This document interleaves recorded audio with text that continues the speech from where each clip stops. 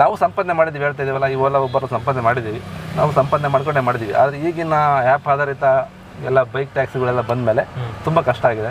ಮತ್ತು ಗೌರ್ಮೆಂಟು ಸಹ ನಾವು ತುಂಬ ಸರಿ ಎಲ್ಲ ಚಾಲಕ ಒಕ್ಕೂಟ ಸಂಘಗಳು ತುಂಬ ಇದೆ. ಜೈ ಭಾರತ್ ಚಾಲಕರ ಸಂಘ ಅಂತ ಚಂದ್ರಣ್ಣ ಅವರಿದ್ದಾರೆ, ಅವರು ತುಂಬ ವರ್ಷಗಳಿಂದ ಹೋರಾಡ್ಕೊಂಡು ಬಂದಿದ್ದಾರೆ. ಆದರೂ ಸಹ ಹೇಳ್ತಾರೆ ಮಾಡ್ಕೊಡ್ತೀವಿ ಅಂತ, ಯಾವುದೇ ಥರ ಮಾಡಿಲ್ಲ. ಈ ಗೌರ್ಮೆಂಟು ಆ್ಯಪ್ ಆಧಾರಿತ ಬಂದರೆ ತುಂಬ ಅಂತ ಅದನ್ನು ಸ್ಟ್ರೈಕ್ ಮಾಡಿದ್ರು. ಆದರೂ ಸಹ ಏನು ಗೌರ್ಮೆಂಟ್ ಏನು ತಲೆ ಕೆಡಿಸ್ಕೊಂಡಿಲ್ಲ. ನೋಡಬೇಕು ನೆಕ್ಸ್ಟ್ ಏನು ಮಾಡೋದು ಅಂತ. ಸರ್, ಈಗ ಬೈಕ್ ಟ್ಯಾಕ್ಸಿ ಬ್ಯಾನ್ ಆಯ್ತಲ್ಲ, ಸೊ ಬ್ಯಾನ್ ಅಂದ್ರೆ ಅದೇ ಬ್ಯಾನ್ ಮಾಡಬೇಕು, ಇದಕ್ಕೇನಾದ್ರು ಮಾಡಲೇಬೇಕು ಅಂದ್ರೆ ಒಂದು ರೂಲ್ಸ್ನ ತರಬೇಕು ಅಂತ ಹೇಳಿದ್ರು. ಸೊ ಒಂದ್ ವೇಳೆ ಆ ಥರ ರೂಲ್ಸ್ ತಗೊಬಂದು ಈಗೇನು ಎದ್ವಾ ಬೈಕ್ ಓಡಿಸ್ತಾ ಇದ್ದಾರೆ ಅಂದ್ರೆ ಯಾರು ಬೇಕು ಅವರೇ ಓಡಿಸ್ತಾರೆ. ನಾನು ಕೆಲ್ಸಕ್ಕೆ ಹೋಗ್ತಾ ಇದ್ದೀನಿ, ಬೈಕ್ ಓಡಿಸ್ಕೊಂಡು ಹೋಗ್ತಾರೆ. ಸೊ ಇದು ಬ್ಯಾನ್ ಆಗಿ ಒಂದು ಸಿಸ್ಟಮ್ಯಾಟಿಕ್ ತಗೊಬಂದ್ರೆ ಸೊ ಅದು ನಿಮ್ಗೆ ಹೆಲ್ಪ್ ಆಗುತ್ತಾ? ಹೆಲ್ಪ್ ಆಗುತ್ತೆ. ಈಗ ಯಾವ ಥರ ಆಗಿದೆ ಅಂದರೆ ಸರ್ ನೋಡಿ, ಪ್ಲಸ್ ಪಾಯಿಂಟ್ ಯಾವ ಥರ ಆಗಿದೆ ಅಂದರೆ, ಬೈಕ್ ಟ್ಯಾಕ್ಸಿ ಬಂದಮೇಲೆ ವರ್ಕ್ ಮಾಡೋ ಎಂಪ್ಲಾಯೀಸು ಸಹ ಮನೆಯಿಂದ ಹೋಗ್ಬೇಕಾದ್ರೆ ಪಿಕಪ್ ಮಾಡ್ಕೊಂಡು ಹೋಗ್ತಿದ್ದಾರೆ. ಹೌದು. ಈಗ ಫಸ್ಟ್ ವೈಟ್ ಬೋರ್ಡಲ್ಲೇ ಪಿಕಪ್ ಆಗ್ತಾ ಇತ್ತು, ಮತ್ತೆ ಬ್ಲ್ಯಾಕ್ ಗಾಡಿ ಬಂತು, ಅವೆಲ್ಲ ಇತ್ತು. ಈಗ ಕೆಲವರು ಏನು ಮಾಡಿದ್ರೆ, ವ್ಯಾಪಾರ ಆದಮೇಲೆ ಈಗ ನಂದು ಹ್ಯಾಪ್ ಇದೆ, ನಾನು ಬೈಕ್ ಇದ್ದರೆ ನಾನು ಎಲೆಕ್ಟ್ರಾನ್ ಸಿಟಿಗೆ ಹೋಗ್ತಾ ಇರ್ತೀನಿ. ನನ್ನ ಮನೆ ಬಂದು ಬಸವೇಶ್ವರ ನಗರ, ನಾನು ಬಸವೇಶ್ವರ ನಗರದಿಂದ ಎಲೆಕ್ಟ್ರಾನ್ ಸಿಟಿಗೆ ಆನ್ ಮಾಡ್ಕೊಂತೀವಿ ಡ್ಯೂಟಿನ. ಹೌದು. ಅವ್ರು ಥಿಂಕ್ ಏನು ಮಾಡ್ತಾರೆ, ನಾನು ಪೆಟ್ರೋಲ್ ಅರ್ನ್ ಆಗಲಿ ಅಂತ ಯೋಚನೆ ಮಾಡ್ತಾರೆ. ಈಗ ಎಂಪ್ಲಾಯಿನೇ ಆಗಲಿ, ಒಬ್ಬ ರೆಗ್ಯುಲರ್ ಆಗಿ ರ್ಯಾಪಿಡೋ ಮಾಡೋನೇ ಆಗಲಿ, ಇಲ್ಲ ಒಬ್ಬ ನಾನು ಎಂಪ್ಲಾಯಿ ಅಂದ್ಕೊಂಡ್ರೆ ನಾನು ಯೋಚನೆ ಮಾಡ್ತೀನಿ, ಆಯಿತು ಬಿಡಿ, ನಮ್ಗೆ 100 ರೂಪೀಸ್ 200 ರೂಪೀಸ್ ಬಂದರೆ ಫ್ಯೂಲ್ಗೆ ಆಗುತ್ತೆ, ಪೆಟ್ರೋಲ್ ಆಗುತ್ತೆ, ಮತ್ತು ಆ ಕಡೆಯಿಂದ ಬರ್ಬೇಕಾದ್ರೆ ಫ್ಯೂಲ್ ಆಗುತ್ತೆ. ಈ ಥರ ಆದಾಗ ಏನಾಗುತ್ತೆ, ನಮಗೆ ಬುಕ್ಕಿಂಗ್ಸ್ ಕಮ್ಮಿ ಆಗ್ತಾ ಇದೆ. ಬುಕ್ಕಿಂಗ್ ಈಗ ಕಸ್ಟಮರ್ಸು ಬಂದರೆ ತಾನೆ ಬುಕ್ ಮಾಡಿದ್ರೆ ತಾನೆ ನಾವು ಅರ್ನ್ ಮಾಡೋಕ್ಕಾಗೋದು. ಆ ಥರ ಸಮಸ್ಯೆ ಆಗ್ತದೆ. ಮತ್ತು ಇನ್ನೊಂದು ಏನಾಗಿದೆ ಅಂದರೆ, ಈ ಮಳೆಗಾಲದಲ್ಲಿ ಮಾತ್ರ ಓಲಾ ಊಬರಿಗೆ ತುಂಬ ಡಿಮ್ಯಾಂಡ್ ಇದೆ. ಮಳೆಗಾಲದಲ್ಲಿ ಮಾತ್ರ. ಹೇಗೆ ಅಂದರೆ, ಈ ಮಳೆಗಾಲದಲ್ಲಿ ಏನಾಗ್ಬಿಡುತ್ತೆ ಅಂದರೆ ಎಲ್ಲ ಬೈಕಲ್ಲಿ ಹೋಗೋಕ್ಕಾಗಲ್ಲ, ಸೇಫ್ಟಿ ವೇಸ್ ನೋಡ್ತಾರೆ. ಹಾಗಾಗಿ ಬುಕ್ಕಿಂಗ್ ಎಲ್ಲೂ ಆಗಿಲ್ಲ. ಬೆಂಗಳೂರಿನಲ್ಲಿ ಬುಕ್ಕಿಂಗ್ ತುಂಬ ಬುಕ್ಕಿಂಗ್ಸ್ ಇದೆ, ಕಸ್ಟಮರು ಬುಕ್ ಮಾಡ್ತಾರೆ, ತುಂಬ ಜನ ಇದ್ದಾರೆ. ಅವ್ರು ಏನಾಗಿದೆ ಅಂದರೆ ಈ ಥರ ಯೂಸ್ ಮಾಡ್ಕೊತಾ ಇದ್ದಾರೆ. ಈಗ ನನಗೆ ಆದರೂ ಸಹ ನನಗೆ 10 ರೂಪಾಯಿ 20 ರೂಪಾಯಿ ಉಳಿದ್ರೆ ಸೇವಾದಾರನೇ. ಹಾಗಾಗಿ ಓಲಾ ಊಬರ್ ಕಸ್ಟಮರ್ಸೂ ಅದೇ ಥರ ನೋಡ್ತಾರೆ. ಮತ್ತು ಈ ಬೆಂಗಳೂರು ಟ್ರಾಫಿಕ್ಗೋಸ್ಕರ ಏನು ಮಾಡ್ತಾರೆ, ಕೆಲವರು ಬೈಕ್ ಟ್ಯಾಕ್ಸಿ ಯೂಸ್ ಮಾಡ್ತಾರೆ ಜಾಸ್ತಿ. ಬೇಗ ರೀಚ್ ಆಗ್ಬೋದು ಅನ್ನೋ ಕಾರಣಕ್ಕೆ ಅದೊಂದು ಪ್ಲಸ್ ಪಾಯಿಂಟ್ ಇದೆ. ಈ ಥರ ನಡೀತಾ ಇದೆ. ಅದು ಈಗ ಮೊನ್ನೆ ಅಮಿತ್ ಶಾ ಅವರು ಹೇಳಿದ್ರು, ನಾವು ಸರ್ಕಾರದ ಆಧಾರಿತ ಒಂದು ಓಲಾ ಊಬರ್ ಥರ ಒಂದು ಸೇವೆ ಒದಗಿಸ್ತೀವಿ ಅಂತ ಹೇಳ್ತಾರೆ. ಅದು ಬಂದರೆ ನಿಮ್ಗೆ ಎಷ್ಟು ಅನುಕೂಲ ಆಗ್ಬೋದು? ಓಕೆ, ಅದು ಅವ್ರು ಹೇಳಿದ್ದು ಅನುಕೂಲ ಆಗುತ್ತೆ, ಆದರೆ ಮೇಂಟೈನ್ ಮಾಡಬೇಕಲ್ಲ ಸರ್. ಈಗ ಅವರು ಗೌರ್ಮೆಂಟ್ ಕಡೆಯಿಂದ ಆದರೆ ನಮಗೂ ಒಳ್ಳೆಯದೇ. ಯಾಕೆಂದರೆ ಇವಾಗ ಪ್ರೈವೇಟ್ ಏಜೆನ್ಸಿಗಳು ಬಂದು ಈ ಪ್ರೈವೇಟ್ ಈ ಓಲಾ ಊಬರ್ ಯಾವುದಾರಾಗಲಿ ಅವರು ಕೆಲಸ ಕೊಟ್ಟಿದ್ದಾರೆ. ಅವರು ಏನು ಸುಮ್ಮನೆ ಮಾಡಿಲ್ಲ, ಯಾಕೆಂದರೆ ಅವರು ಎಫೆಕ್ಟ್ ಹಾಕಿದ್ದಾರೆ, ಒಂದು ಆ್ಯಪ್ ಇದು ಮಾಡಿದ್ದಾರೆ. ಪರ್ಸೆಂಟೇಜ್ ಕಮ್ಮಿ ಮಾಡಿದ್ರೆ ಅವರು ತಗೊಂಡು ನಮಗೂ ತೊಗೊಂಡೋಗಿ ಬಿಡಬೇಕು. ಈಗ ಅವರು ಸ್ವಲ್ಪ ಊಟ ಮಾಡಿ ನಮಗೂ ಊಟ ಕೊಟ್ಟರೆ ಪರವಾಗಿಲ್ಲ. ಈಗ ಫಸ್ಟ್ ಯಾವ ಥರ ಆಯಿತು ಅಂದರೆ, ನಮಗೆ ಚೆನ್ನಾಗಿ ಕೊಟ್ಟರು, ಹೊಟ್ಟೆ ತುಂಬ ಊಟ ಕೊಟ್ಟರು ಫಸ್ಟು. ಈಗ ನೆಕ್ಸ್ಟ್ ಏನು ಮಾಡಿದ್ರು, ನಮ್ಮಲ್ಲಿರೋದಕ್ಕೆ ಕಿತ್ಕೊತಾ ಇದ್ದಾರೆ. ಈಗ ಓಲಾ ಊಬರ್ನಲ್ಲಿ ಆ ಥರ ಆಗ್ಬಿಟ್ಟಿದೆ.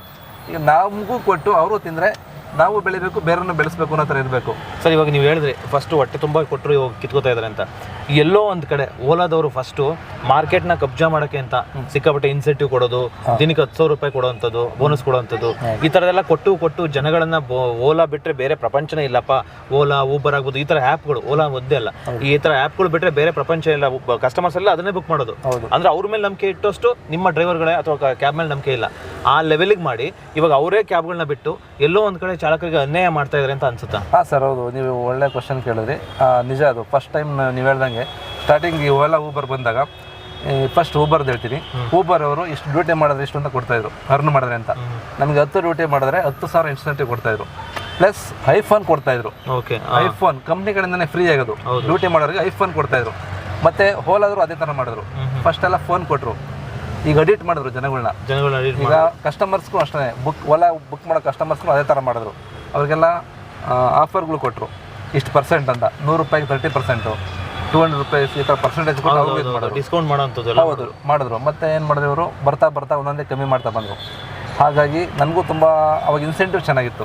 ನೀವು ಹೇಳ್ದಂಗೆ 15 ಡ್ಯೂಟಿ 20 ಡ್ಯೂಟಿ 25 ಡ್ಯೂಟಿ ಮಾಡಿದ್ರೆ 3,000 4,000 10,000 15,000 ತನಕ ಇನ್ಸೆಂಟಿವ್ ಇತ್ತು. ಈಗಲೂ ಇನ್ಸೆಂಟಿವ್ ಬಿಟ್ಟಿದ್ದಾರೆ. 20 ಡ್ಯೂಟಿಗೆ 1,200 ರೂಪಾಯಿ ಬಿಟ್ಟಿದ್ದಾರೆ. ಈಗಲೂ ರನ್ನಿಂಗ್ ಇದೆ. 20 ಡ್ಯೂಟಿ ನಾವು ಈ ಸಿಟಿ ಟ್ರಾಫಿಕ್ನಲ್ಲಿ ನಾವು 20 ಡ್ಯೂಟಿ ಮಾಡ್ಲಿಕ್ಕಾಗುತ್ತಾ? ಅದೇ 20 ಡ್ಯೂಟಿ ಮಾಡಬೇಕು ಅಂದರೆ ನಾವು ಬೆಳಗಿಂದ ಸಂಜೆವರೆಗೂ ನಮ್ಮ ಮೈಯಲ್ಲಿ ರಕ್ತ ಎಲ್ಲ ಹರಿಸ್ಬೇಕಾಗುತ್ತೆ. 20 ಡ್ಯೂಟಿ ಮಾಡೋಕ್ಕೂ ಹೋಗಲ್ಲ ಇವಾಗಿನ ಟ್ರಾಫಿಕ್ ಇದರಲ್ಲಿ. ನೀವು ಹೇಳ್ದಂಗೆ ತುಂಬ ಇನ್ಸೆಂಟಿವ್ ತೊಗೊಂಡಿದ್ದೀವಿ, ನಾನು ತೊಗೊಂಡಿದ್ದೀನಿ. ಆದರೆ ಈಗ ಅಷ್ಟು ಇವಾಗಿನ ರೇಂಜಲ್ಲಾದ್ರೂ ಇವಾಗಿನ ಫ್ಯೂಲ್ ಡೀಸೆಲ್ ಮತ್ತು ನಮ್ಮ ಗಾಡಿ ಮೇಂಟೆನೆನ್ಸ್ ಲೆಕ್ಕದಲ್ಲಿ ನೋಡಿಕೊಂಡ್ರೆ ಸ್ವಲ್ಪ ತುಂಬ ಚೆನ್ನಾಗಿ ಇನ್ಸೆಂಟಿವ್ಸ್ ಕೊಡೋದು ಎಲ್ಲ ಮಾಡಿದ್ರೆ ಇನ್ನೂ ತುಂಬ ಅನುಕೂಲ ಆಗುತ್ತೆ. ನೀವು ಹೇಳಿದಾಗ ಇನ್ಸೆಂಟಿವ್ ತುಂಬ ತೊಗೊಂಡಿದ್ದಾರೆ, ಲಕ್ಷ ತೊಗೊಂಡಿದ್ದಾರೆ. ಒಂದು ದಿನಕ್ಕೆ 5,000 ಇನ್ಸೆಂಟಿವ್ ತೊಗೊಂಡಿದ್ದಾರೆ ಓಲಾದಲ್ಲೆಲ್ಲ. ನಾವು ತೊಗೊಂಡಿದ್ದೀವಿ, ನಮ್ಮ ಫ್ರೆಂಡ್ಸು ತೊಗೊಂಡಿದ್ದಾರೆ. ಇದರಿಂದ ಅನುಕೂಲನೂ ಆಗಿದೆ, ನಾವಿಲ್ಲ ಅಂತ ಹೇಳ್ತಾಯಿಲ್ಲ. ಇದರಿಂದ ನಾವು ಅನ್ನ ತಿಂದಿದ್ದೀವಿ, ಅನುಕೂಲನೂ ಆಗಿದೆ. 5,000 10,000 15,000 ರೂಪಾಯಿ ಇನ್ಸೆಂಟಿವ್ ತೊಗೊಂಡಿದ್ದಾರೆ. 1.5 2 ಲಕ್ಷ ರೂಪಾಯಿ ಅರ್ನ್ ಮಾಡಿದ್ದಾರೆ. ಈಗಲೂ ಸಹ ನನ್ನ ಫ್ರೆಂಡ್ ಒಬ್ಬ ಮಾಡ್ತಿದ್ದಾನೆ, ಈಗಲೂ 1 ಲಕ್ಷ ಅರ್ನ್ ಮಾಡ್ತಿದ್ದಾನೆ. ಒಂದು ತಿಂಗಳಿಗೆ 1 ಲಕ್ಷ ಅರ್ನ್ ಮಾಡ್ತಾರೆ. ತುಂಬಾ ಜನ ಮಾಡ್ತಾರೆ ಅನ್ನು, ಯಾಕೆಂದ್ರೆ ಅವರೆಲ್ಲ ಮನೆಗೆ ಹೋಗಲ್ಲ, ಗಾಡಿದೇ ಜೀವನ ಆಗ್ಬಿಟ್ಟಿದೆ. ಈ ತರ ಆದಾಗ ಏನಾಗ್ಬಿಡ್ತಾರೆ, ನಮ್ಮ ಲೈಫಿಗೆ ನಾವೇ ಹಾಳು ಮಾಡ್ಕೊಂಡಂಗೆ ಆಗ್ಬಿಡುತ್ತೆ. ನಿದ್ದೆ ಇರಲ್ಲ, ಟೈಮಿಗೆ ಕರೆಕ್ಟಾಗಿ ಊಟ ಇರಲ್ಲ, ನಮ್ಮ ಬೇಸಿಕ್ ಥಿಂಗ್ಸ್ ಇರಲ್ಲ. ನಮಗೆ ಬೇಕಾರದೆ ನಮ್ಮ ಹೆಲ್ತಿಗೆ ಮೇನ್ ಬೇಕಾರದೆ ಅಲ್ವಾ ಊಟ ತಿಂಡಿ. ಅದನ್ನು ಬಿಟ್ಟು ಕೆಲಸ ಮಾಡೋ ಥರ ಕೆಲವ್ರು ಮಾಡ್ತಾರೆ. ಈಗ ಕೆಲವರು ಕಮಿಟ್ಮೆಂಟ್ಸು, ಫ್ಯಾಮಿಲಿ ಮೇಂಟೈನ್ ಮಾಡಬೇಕು, ಲೋನ್ ಕಟ್ಟಬೇಕು ಅನ್ನೋ ರೀತಿ ನೈಟನ್ನೇ ಹೊಡಿತಾರೆ. ಈಗೆಲ್ಲ ತುಂಬಾ ನೀವು ನೋಡ್ತೀರಾ ಅಪಘಾತಗಳು ಆಗ್ತಾ ಇರ್ತವೆ. ಸೇಫ್ಟಿಗೋಸ್ಕರ ಎಷ್ಟು ಮಾಡಬೇಕು, ಅವ್ರಿಗೂ ತೊಂದರೆ ಮಾಡ್ಕೊಂಡು ಬೇರೆಯವ್ರಿಗೂ ತೊಂದರೆ ಆಗುತ್ತೆ. ತುಂಬ ಇಷ್ಟಿದೆ ಓಲಾ. ನಿಮ್ಮ ಎಕ್ಸ್ಪೀರಿಯನ್ಸ್ ಅಲ್ಲಿ ತುಂಬಾ ವರ್ಷಗಳ ಕಾಲ ಊಬರ್ನ ಓಡಿಸಿರಾ, ಓಲಾ ಊಬರ್ ಓಡಿಸಿರಾ, ಮೀನ್ಸ್ ಟ್ಯಾಕ್ಸಿ ಓಡಿಸಿರಾ. ಇಷ್ಟು ಎಕ್ಸ್ಪೀರಿಯನ್ಸ್ ಅಲ್ಲಿ ಕಸ್ಟಮರ್ಸ್ಗಳು ತುಂಬಾ ಜನ ಬರ್ತಾ ಇರ್ತಾರೆ, 100 ಜನ ಬರ್ತಾ ಇರ್ತಾರೆ. ಅದರಲ್ಲಿ ಒಂದು ಬ್ಯಾಡ್ ಎಕ್ಸ್ಪೀರಿಯನ್ಸ್, ಒಬ್ಬ ಕಸ್ಟಮರ್ ಇಂದ ಏನಾದ್ರು ಇಂಥದೊಂದು ಬ್ಯಾಡ್ ಎಕ್ಸ್ಪೀರಿಯನ್ಸ್ ಆಯ್ತು ಅಥವಾ ಇಂಥದೊಂದು ಗುಡ್ ಎಕ್ಸ್ಪೀರಿಯನ್ಸ್ ಆಯ್ತು, ಆ ಥರದ್ದು ಏನಾದ್ರು ಎಕ್ಸ್ಪೀರಿಯನ್ಸ್? ಬ್ಯಾಡ್ ಎಕ್ಸ್ಪೀರಿಯನ್ಸ್ ಹೇಳ್ಬಿಡ್ತೀನಿ. ಬ್ಯಾಡ್ ಎಕ್ಸ್ಪೀರಿಯನ್ಸ್ ಅಂತ ಹೇಳಿದ್ರೆ, ಈಗ ಕೆಲವರು ಏನ್ ಮಾಡ್ತಾರೆ ಅಂದ್ರೆ ತುಂಬಾ ಡ್ರಿಂಕ್ಸ್ ಮಾಡಿರ್ತಾರೆ, ಅವ್ರವ್ರ ಥಿಂಗ್ಸ್ ಇರುತ್ತೆ. ಈ ಓಲಾ ಊಬರ್ ರೂಲ್ಸ್ ಇದೆ. ಈಗ ನಂದೊಂದು ಮೊಬೈಲನ್ನ ಇಲ್ಲಿ ನಾನು ಬಿಟ್ಟು ಹೋದ್ರೆ, ನಾನು ಆಚೆ ಹೇಳಿದ್ರೆ ಅದು ಇದ್ರೆ ನಾನು ಕೊಡ್ಬೋದು, ಗಾಡಿನಲ್ಲಿ ಇದ್ರೆ ಚೆಕ್ ಮಾಡಿದ್ರೆ ನಾನು ಕೊಡ್ಬೋದು ಅಲ್ವಾ. ಈ ಮೊಬೈಲನ್ನ ಇವರೆಲ್ಲ ಬಿಟ್ಟು ಬಂದಿರ್ತಾರೆ, ಸುಮ್ಮನೆ ಅಮಾಯಕರ ಮೇಲೆ ದೋಷಣೆ ಮಾಡ್ತಾರೆ. ಈ ಯಾರ್ದು ಬೇಡ, ನಂದೇ ಎಕ್ಸ್ಪೀರಿಯನ್ಸ್, ನಂದೇ ಒಂದು ಇಶ್ಯೂ ಆಗಿತ್ತು 1.5 year ಹಿಂದೆ ಬ್ಯಾಕ್. ಮೊಬೈಲ್ ಎಲ್ಲೋ ಕಳ್ಕೊಂಡಿದ್ದಾರೆ ಅವರು. ಬಂದ್ಬಿಟ್ಟು ನಾನು ಗಾಡಿನಲ್ಲಿ ಬಂದೆ, ನನ್ನ ಮೊಬೈಲ್ ಇಲ್ಲ ಅಂತ ಹೇಳ್ಬಿಟ್ಟು ನಿಮ್ಸ್ ಹತ್ರ ಕೆಂಪೇಗೌಡ ಪೊಲೀಸ್ ಸ್ಟೇಷನ್ ಕಂಪ್ಲೇಂಟ್ ಮಾಡಿದ್ರು. ನನಗೆ SI ಅವ್ರು ಕಾಲ್ ಮಾಡಿದ್ರು, ನಾನು ಹೋದೆ ಅಲ್ಲಿಗೆ. ಅವ್ರು ನಾನು ಕೇಳಿದ್ರು ಮೊಬೈಲ್ ತೊಗೊಂಡಿದ್ರೆ ಕೊಡಪ್ಪ ಅಂತ. ನಾನು ಹೇಳಿದೆ ನಾನು ಮೊಬೈಲ್ ತೊಗೊಂಡಿಲ್ಲ, ನಂದೇ ಮೊಬೈಲ್ ಇದೆ, 25,000 30,000 ಮೊಬೈಲ್ ಇದೆ, ಅವ್ರ ಕಸ್ಟಮರ್ ಮೊಬೈಲ್ ನನಗೇನಕ್ಕೆ ಅಂತ ನಾನು ಹೇಳಿದೆ. ಅವ್ರ ಹತ್ರ ಕಸ್ಟಮರ್ ಇಲ್ಲ, ಇವರೇ ತೊಗೊಂಡಿದ್ದಾರೆ ಅಂತ ನಾನು ಹೇಳಿದೆ. ಆ ಥರ ಇದ್ದರೆ ಇವಾಗೆಲ್ಲ HMI ನಂಬರ್ ಇದೆ, ನಂಬರ್ ಹಾಕೊಂಡು ಟ್ರ್ಯಾಕಿಂಗ್ ಅಕೌಂಟ್ ಬೇಕಾದ್ರೆ ಇದು ಮಾಡ್ಕೊಳ್ಳಿ ಅಂತ ನಾನು ಹೇಳಿದೆ. ಅದೊಂದು ಬ್ಯಾಡ್ ಎಕ್ಸ್ಪೀರಿಯನ್ಸು. ಯಾಕೆಂದ್ರೆ ತುಂಬ ಕಸ್ಟಮರ್ ಆ ಥರ ಇರ್ತಾರೆ. ಈಗ ಅವರೆಲ್ಲೋ ಬೀಳ್ಸಿರ್ತಾರೆ, ಅವ್ರೇನೋ ಮಾಡ್ತಾರೆ, ಯಾರ ಮೇಲೂ ಕಂಪ್ಲೇಂಟ್ ಕೊಡ್ತಾರೆ. ನಾವು ಆಮೇಲೆ ನಾವು ಒಂದು ಮಿನಿಮಮ್ 1.5 hour ಓಲಾ ನೋಡಿ, ಇವ್ರು ಪಾರ್ಟ್ನರ್ ಅಂತ ತೊಗೊತಾರೆ. 1.5 hour ಮಾತಾಡಿದ್ದೀನಿ ಓಲಾ ಹತ್ರ, ಅವ್ರೇನು ರೆಸ್ಪಾನ್ಸ್ ಮಾಡ್ತಾ ಇಲ್ಲ. ನಿಮ್ಗೇನು ಆಗಲ್ಲ, ನೀವು ಸೇಫ್ಟಿ ಇರ್ತಾರೆ ಅಂತಾರೆ. ಈಗ ನೋಡಿ, ನಾವು ಕಷ್ಟಪಟ್ಟು ಗಾಡಿ ತೊಗೊಂಡು ಬಿಡ್ತಾ ಇರ್ತೀವಿ, ಅವ್ರು ಯಾರೋ ಬಂದು ಕುಡ್ಕೊಂಬಂದು ಎಲ್ಲೋ ಮೊಬೈಲ್ ಬಿಡಿಸ್ಕೊಂಬಂದು ಗಾಡಿ ಇರ್ತಾರೆ, ನಮ್ಮನ್ನು ಕಂಟ್ರೋಲ್ ಮಾಡ್ತಾರೆ.